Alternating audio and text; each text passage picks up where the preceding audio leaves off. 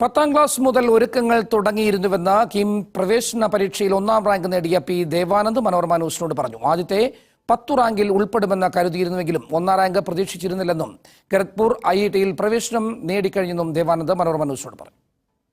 നമുക്കൊപ്പം ഇപ്പോൾ ഉള്ളത് സംസ്ഥാന പ്രവേശന പരീക്ഷയിൽ 1ാം റാങ്ക് ജേതാവ് പി ദേവാനന്ദാണ്. ആലപ്പുഴ ചന്ദനക്കാവിലെ മന്ദാരം വീട്ടിലാണ് താമസം. ദേവാനന്ദ് മനോരമ ന്യൂസിനൊപ്പം ചേരുകയാണ്. ദേവാനന്ദ്, എന്ത് തോന്നുന്നു? ഭയങ്കര സന്തോഷമുണ്ട്. ഒട്ടും വിചാരിച്ചില്ല 1ാം റാങ്ക് കിട്ടുമെന്ന്. അപ്പോൾ കിട്ടിയാൽ ഭയങ്കര സന്തോഷം. പ്ലാൻ എന്താണ്? എനിക്കിപ്പോൾ IIT ഖരഗ്പൂരിൽ മെക്കാനിക്കൽ എഞ്ചിനീയറിംഗിൽ അലോട്ട്മെന്റ് ആയി. അപ്പോൾ ഇനി ഈ മാസം അവസാനം പോകണം. അപ്പോൾ അതിൻ്റെ ഒരു തയ്യാറെടുപ്പിലൊക്കെയാണ്. ഇങ്ങനെ ഒരു വിജയം അല്ലെങ്കിൽ റാങ്ക് പ്രതീക്ഷിച്ചിരുന്നു? 1ാം റാങ്ക് ഞാൻ പ്രതീക്ഷിച്ചില്ല, പക്ഷെ ഒരു 10-നുള്ളിൽ ഉണ്ടാവുന്ന ഉറപ്പ്. മറ്റേ പെർസെൻറ്റേജിൽ എനിക്ക് 100% സ്കോർ ഉണ്ടായിരുന്നു.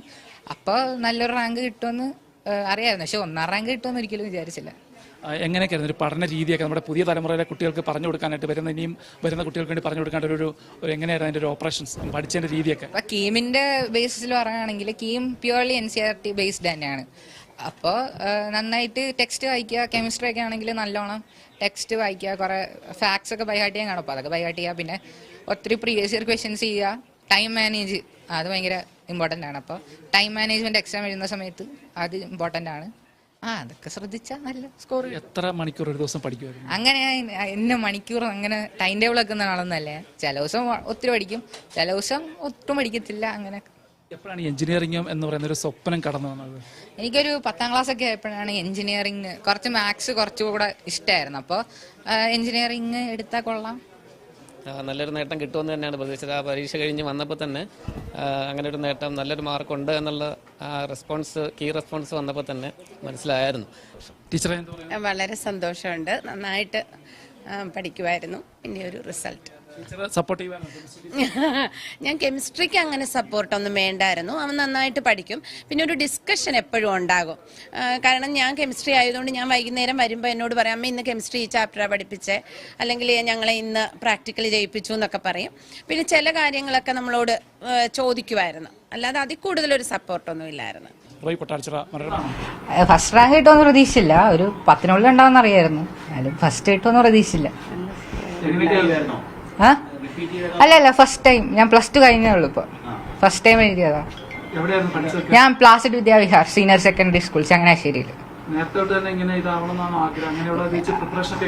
ഞാൻ 9th തൊട്ട് ഫൗണ്ടേഷൻ കോഴ്സ് ഒക്കെ ചെയ്യുന്നുണ്ടായിരുന്നു.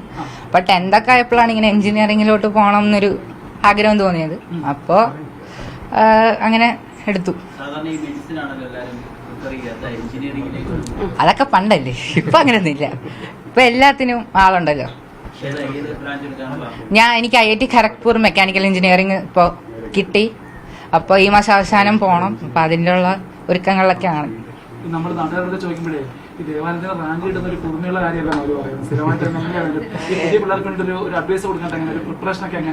അതിപ്പോ NCERT ബേസ്ഡ് തന്നെയാണ് മോസ്റ്റ്ലി പ്രിപ്പറേഷൻ നടന്നത്.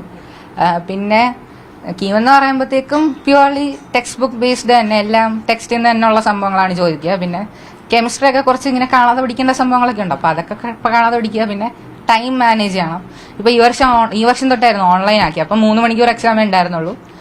150 ക്വസ്റ്റ്യനും അതിൽ പകുതി ക്വസ്റ്റ്യൻസ് മാത്സ് ആയിരുന്നു. പിന്നെ 45 ഫിസിക്സും 30 കെമിസ്ട്രി. അപ്പം തന്നെ ടൈം മാനേജ്മെന്റ് നല്ലൊരു റോള് ഈ എക്സാമിൽ വഹിക്കുന്നുണ്ടെന്ന് മനസ്സിലാവും. കാരണം മാത്സ് 75 ചെയ്ത് തീർക്കണം. അപ്പോൾ ക്വസ്റ്റ്യൻസ് പ്രാക്ടീസ് ചെയ്യുക, പ്രീവിയസ് ഇയർ ചെയ്യുക, അതൊക്കെ തന്നെ ഉള്ളൂ. വേറെ പ്രത്യേകിച്ചൊന്നുമില്ല.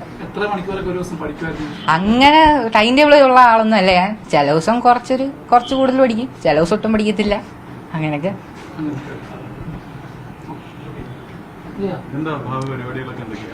എനിക്കിപ്പോൾ IIT ഖരഗ്പൂരിൽ മെക്കാനിക്കൽ എഞ്ചിനീയറിംഗിൽ അഡ്മിഷൻ കിട്ടി. അപ്പോൾ ഈ മാസം അവസാനം റിപ്പോർട്ട് ചെയ്യണമെന്നാണ് പറഞ്ഞിരിക്കുന്നത്. അടുത്ത ഓഗസ്റ്റ് ഫസ്റ്റ് വീക്കിൽ ക്ലാസ് തുടങ്ങും. അല്ലല്ല, ഇന്ത്യയിലൊന്നുമില്ല. അല്ല, JEE main all India rank 682 ആയിരുന്നു. JEE അഡ്വാൻസിന് ഓൾ ഇന്ത്യ റാങ്ക് 3165 ആയിരുന്നു. പിന്നെ അമൃത എഞ്ചിനീയറിംഗ് എൻട്രൻസിൽ ഓൾ ഇന്ത്യ റാങ്ക് 1 ആയിരുന്നു. കുസാറ്റിന് ഓൾ ഇന്ത്യ റാങ്ക് 14. ഇപ്പൊ കീമിന് 1. ഭയങ്കര സപ്പോർട്ടായിരുന്നു. അമ്മ കെമിസ്ട്രി ടീച്ചറാണ്, higher secondary NSS higher secondary school Thadiyoor. അപ്പോൾ അതും പിന്നെ അച്ഛൻ എക്കണോമിക്സ് ആൻഡ് സ്റ്റാറ്റിക്സ് ഡിപ്പാർട്ട്മെന്റിൽ റിസർച്ച് ഓഫീസറായിട്ട് വർക്ക് ചെയ്യുക പത്തനംതിട്ടയിൽ. അപ്പോൾ അച്ഛന് പിന്നെ മാത്സിൽ PG ഒക്കെ ഉള്ള. അപ്പോൾ ഡൗട്ടൊക്കെ ഉണ്ടെങ്കിൽ അച്ഛനോട് ചോദിക്കും, അമ്മയോടും ചോദിക്കും. ആ ഹെൽപ്പ് അനിയനും പറഞ്ഞില്ലേ അത്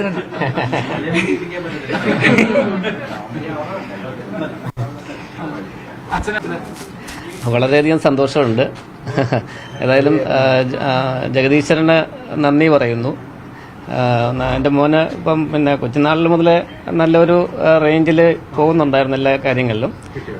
അപ്പോൾ പിന്നെ ഇത് നല്ലൊരു റാങ്ക് പ്രതീക്ഷിച്ചിരുന്നു.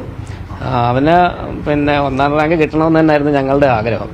അപ്പോൾ ആ എൻട്രൻസിൻ്റെ പരീക്ഷ കഴിഞ്ഞപ്പം തന്നെ നല്ല ഒരു മാർക്ക് അവനുണ്ടെന്ന് പറഞ്ഞപ്പോൾ മുതൽ ഞങ്ങൾക്കൊരു ആഗ്രഹം ഉണ്ടായിരുന്നു. പക്ഷേ അതേതായാലും ദൈവം സാധിച്ചു വന്നു. വളരെയധികം സന്തോഷം. തീർച്ചയായിട്ടും ഞങ്ങൾ അവൻ്റെ കൂടെ നിന്നു. അവൻ അതുപോലെ നന്നായിട്ട് പഠിച്ചു. അവൻ്റെ സമയം മാക്സിമം യൂട്ടിലൈസ് ചെയ്ത് തന്നെ അവൻ പഠിച്ചെടുത്തത്. ഞങ്ങൾ ശരിക്കും പറഞ്ഞു കഴിഞ്ഞാൽ ഞങ്ങൾ ആലപ്പുഴക്കാരാണ്. ഇവിടെയാണ് താമസം, സ്വന്തം വീട് ഇവിടെയാണ്.